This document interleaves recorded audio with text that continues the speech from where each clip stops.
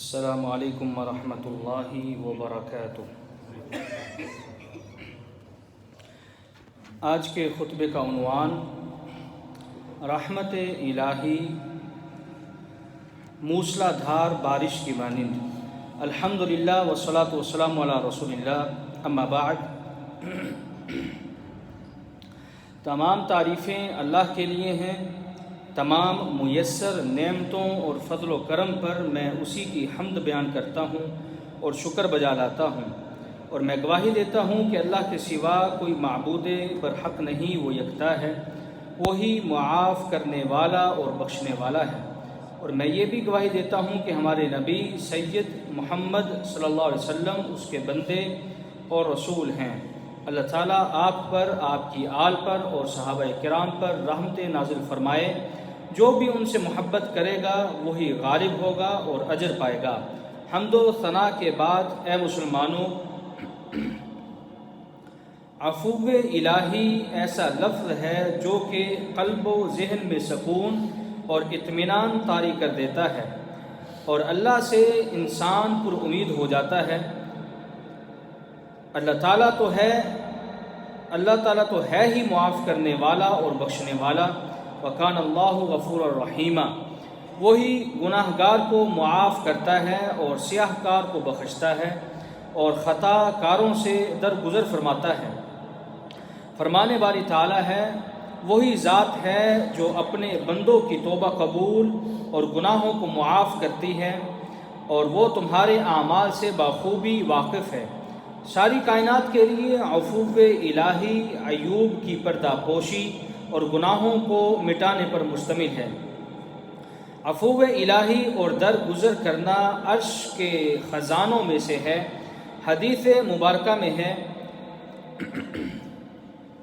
حضرت جبریل علیہ السلام نبی اکرم صلی اللہ علیہ وسلم کے پاس خوبصورت ترین شکل میں آئے۔ اس سے پہلے کبھی ہنستے مسکراتے ہوئے نہیں آئے تھے۔ تو انہوں نے کہا، اے محمد السلام علیکم۔ تو آپ صلی اللہ علیہ وسلم نے کہا، اے جبریل وعلیکم السلام۔ تو انہوں نے کہا، اللہ تعالیٰ نے آپ کی عزت افزائی کے لیے تحفتاً مجھے عرش کا خزانہ دے کر آپ کے پاس بھیجا ہے۔ آپ صلی اللہ علیہ وسلم نے فرمایا، جبریل وہ تحفہ کیا ہے؟ تو جبریل علیہ السلام نے کہا کہ آپ یہ دعا پڑھیے، یا من اظہر الجمیل وستر القبیح الی آخرہ، یعنی اے خوبیوں کو ظاہر اور عیب کی پردہ پوشی کرنے والے، اے گناہوں پر فوری مواخذہ نہ کرنے والے، اے چھپے ہوئے گناہوں کو ظاہر نہ کرنے والے، اے بہت زیادہ معاف کرنے والے، اے اچھے انداز سے درگزر کرنے والے، اے خوب بخشنے والے، اے اپنے ہاتھوں کو رحمت سے پھیلانے والے، اے سرگوشی کرنے والوں کے رفیق، اے ہر شکوہ کی کشائی کرنے والے، اے بہترین انداز میں سزا معاف کرنے والے، اے بہت زیادہ احسانات کرنے والے، اے نعمتوں کا حقدار بننے سے پہلے ہی نعمتیں عطا کرنے والے۔ رحمت الہی کی خوبصورت شکل یہ بھی ہے کہ وہ توبہ کرنے والوں سے محبت کرتا ہے۔ گنہگار کو اپنے رب سے اس کے بعد اور کیا چاہیے؟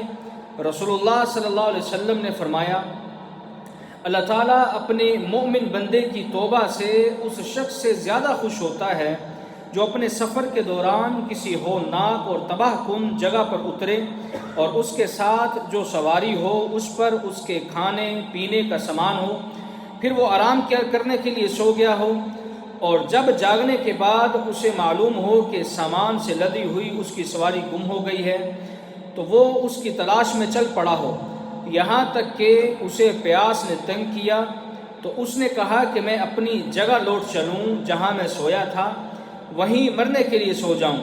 چنانچہ وہ اپنے بازو پر سر رکھ کر موت کے انتظار میں سو رہا ہو کہ اس کی آنکھ کھل جائے اور اچانک وہ دیکھے کہ اس کی سواری اس کے سامنے موجود ہو، جس پر اس کے کھانے پینے کا سامان بھی ہو۔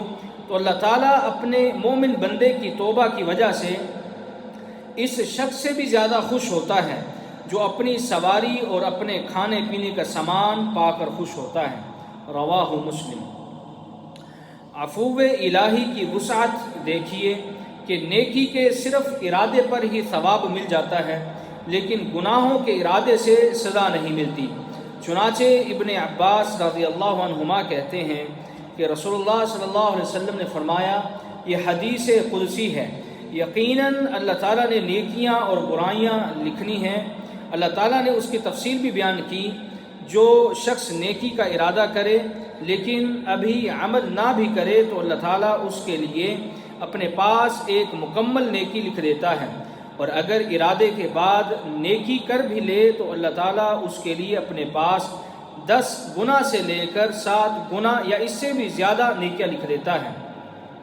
اور جو شخص گناہ کا ارادہ کرنے کے بعد بھی گناہ نہ کرے تو اللہ تعالیٰ اس کے لیے مکمل نیکی اپنے پاس لکھ لیتا ہے، اور اگر برائی کے ارادے کے بعد برائی بھی گزرے تو اللہ تعالیٰ اس کا ایک ہی گناہ لکھتا ہے۔ متفق علیہ۔ عفو الہی کا حسین منظر یہ بھی ہے کہ اللہ تعالیٰ گناہوں کو نیکیوں میں بدل دیتا ہے۔ چنانچہ جب بندہ حرام کام ترک کر دے اور اطاعت و توبہ کے اسباب اپنائے تو اس کا ایمان زیادہ ہو جاتا ہے، اور ایمان کے شواہد دل میں مضبوط ہونے لگتے ہیں، پھر اللہ تعالیٰ اسے معافی سے نوازتا ہے تاکہ اللہ تعالیٰ ان کے برے اعمال کو مٹا دے اور ان کے کیے ہوئے اچھے اعمال کا انہیں بدلہ دے۔ اللہ سبحانہ و تعالیٰ کی معافی کتنی ہی وسیع اور خوبصورت ہے۔ بندہ نافرمانیاں اور گناہ کرتا ہے لیکن اس کے باوجود اس کے گناہوں کو نیکیوں میں بدل دیتا ہے۔ یہ کیسی کرم نوازی ہے، اس سے بڑھ کر بھی کوئی نوازش ہو سکتی ہے؟ فرمان الہی ہے، توبہ کر کے ایمان لانے والے اور نیک عمل کرنے والے لوگوں کی برائیوں کو اللہ تعالیٰ نیکیوں میں بدل دے گا، اور اللہ تعالیٰ نہایت رحم کرنے والا اور بخشنے والا ہے۔ عفو الہی کا یہ عالم ہے کہ اس کی رحمت غضب پر بھاری ہے، وہ سزا سے پہلے ہی معاف کر دیتا ہے۔ امام بخاری رحمہ اللہ نے حضرت ابو ہریرہ رضی اللہ تعالیٰ عنہ سے نقل کیا، وہ کہتے ہیں کہ میں نے رسول اللہ صلی اللہ علیہ وسلم کو فرماتے ہوئے سنا، اللہ تعالیٰ نے مخلوقات کی تخلیق کا فیصلہ کیا تو اپنے پاس عرش کے اوپر ایک تحریر لکھی، اور وہ تحریر یہ تھی کہ میری رحمت میرے غضب پر غالب ہے۔ امام مسلم رحمہ اللہ نے حضرت ابو سعید خدری رضی اللہ تعالیٰ عنہ کی لمبی حدیث ذکر کی ہے، جس میں اللہ کی اجازت سے لوگوں کو جہنم سے نکالنے کے لیے شفاعت کا بیان ہے۔ اس میں ہے کہ اللہ تعالیٰ فرمائے گا، فرشتوں، انبیاء اور مومنین سب نے شفاعت کر لی ہے اور اب صرف ارحم الراحمین ہی باقی ہے، تو اللہ تعالیٰ آگ سے مٹھی بھر کر ایسے لوگوں کو نکالے گا جنہوں نے کبھی نیک عمل نہ کیا ہوگا، اور وہ جل کر کوئلہ بن چکے ہوں گے، تو اللہ تعالیٰ انہیں جنت کی نہر حیات میں ڈالے گا، تو وہ ایسے واپس نکلیں گے جیسے سیلاب کے بعد زرخیز زمین میں بیج اگتے ہیں۔ الحدیث۔ بندوں کو پکڑ سے پہلے مہلت دینا بھی رحمت الہی کا حصہ ہے، چنانچہ اللہ تعالیٰ لوگوں کی جہالت کا بدلہ بردباری سے اور گناہوں کا بدلہ مغفرت سے، اعلانیہ گناہ کا بدلہ پردہ پوشی سے، اور ناشکری کا انعام و اکرام سے دیتا ہے۔ جیسے کہ حدیث میں ہے کہ باتوں کی اذیت پر کوئی اللہ عز و جل سے بڑھ کر صبر کرنے والا نہیں ہے، اس کے ساتھ شریک ٹھہرایا جاتا ہے، اس کی اولاد ثابت کی جاتی ہے، لیکن اس کے باوجود انہیں اللہ تعالیٰ معاف کر دیتا ہے اور رزق بھی دیتا ہے۔ رواہ مسلم۔ گناہوں کو مٹانے کے لیے مختلف اعمال بھی رحمت الہی میں شامل ہیں۔ گناہوں کو مٹانے والے اعمال میں یہ عمل آتے ہیں: اچھی طرح وضو کرنا، فرض نمازوں کے بعد ذکر الہی، مساجد کی طرف زیادہ چلنا، رمضان کے روزے رکھنا، یوم عرفہ اور یوم عاشورہ کا روزہ رکھنا، سبحان اللہ و بحمدہ 100 بار کہنا، کفارہ مجلس کی دعا پڑھنا، عمرہ اور حج کرنا، فرض نمازوں کی ادائیگی کرنا، صدقہ اور صبر کرنا، ذکر کی محفلوں میں شامل ہونا اور نبی صلی اللہ علیہ وسلم پر درود پڑھنا، یہ تمام اعمال گناہوں کو مٹا دیتے ہیں۔ رحمت الہی میں یہ بھی شامل ہے کہ برائی صرف کرنے والے کو ہی نقصان دیتی ہے، جبکہ بھلائی کا فائدہ سب حاضرین کو بھی ہوتا ہے۔ فرمانے باری تعالیٰ ہے، ہم نے ہر ایک کو اس کے گناہوں کی وجہ سے پکڑا۔ اللہ تعالیٰ کی کرم نوازی دیکھیں کہ اس کی رحمت بارش کی طرح سب کے لیے ہوتی ہے اور اچھے لوگوں کے ساتھ ملے ہوئے برے لوگوں کو بھی حاصل ہو جاتی ہے، چاہے وہ رحمت کا حقدار ہو یا نہ ہو، کیونکہ نبی اکرم صلی اللہ علیہ وسلم کا فرمان ہے، یہ ایسے لوگ ہیں جن کے ساتھ بیٹھنے والا بھی نقصان نہیں اٹھاتا۔ رحمت الہی میں یہ بھی ہے کہ اللہ تعالیٰ نے کفار کو توبہ کرنے کی دعوت دی اور فرمایا، آپ کفار کو کہہ دیں اگر گناہوں سے رک جائیں تو ان کے گزشتہ سارے گناہ معاف کر دیے جائیں گے۔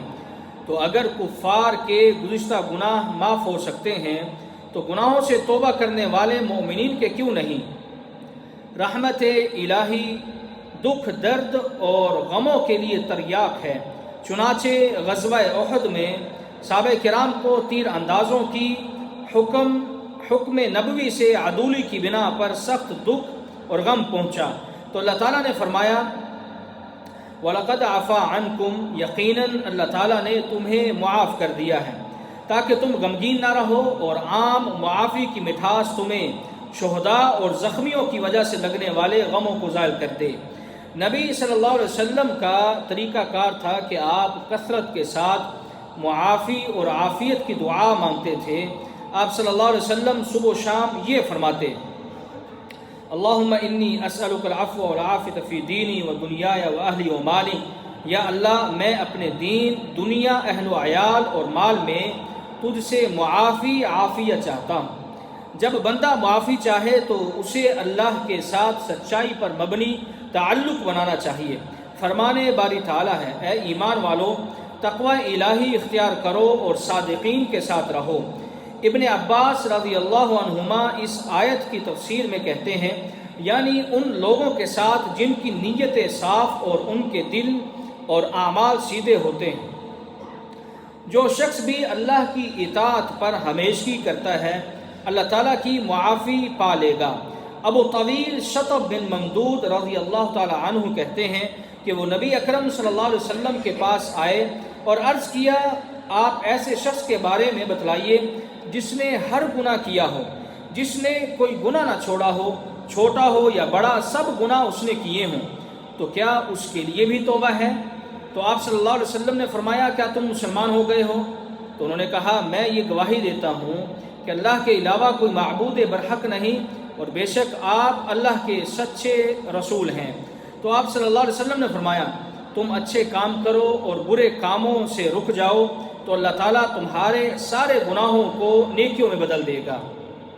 تو انہوں نے کہا، میری دھوکے بازیاں اور گناہ بھی؟ آپ صلی اللہ علیہ وسلم نے فرمایا، جی ہاں۔ تو اس نے بلند آواز سے کہا، اللہ اکبر۔ وہ آنکھوں سے اوجل ہونے تک اللہ اکبر ہی کہتے رہے۔ رواہ البزار والطبرانی۔ یاد رکھیے کہ جو شخص لوگوں کو معاف کر دے اور ان کے ساتھ اچھا معاملہ رکھے تو اللہ تعالیٰ کی طرف سے معافی حاصل کر سکتا ہے، لیکن اس عظیم فضل اور معافی کے ساتھ ساتھ انسان کو اللہ کی معافی سے دھوکے میں نہیں آنا چاہیے۔ اللہ تعالیٰ کا فرمان ہے، یا ایھا الانسان ما غرک بربک الکریم، اے انسان تمہیں کس چیز نے اپنے رب سے دھوکے میں رکھا ہوا ہے۔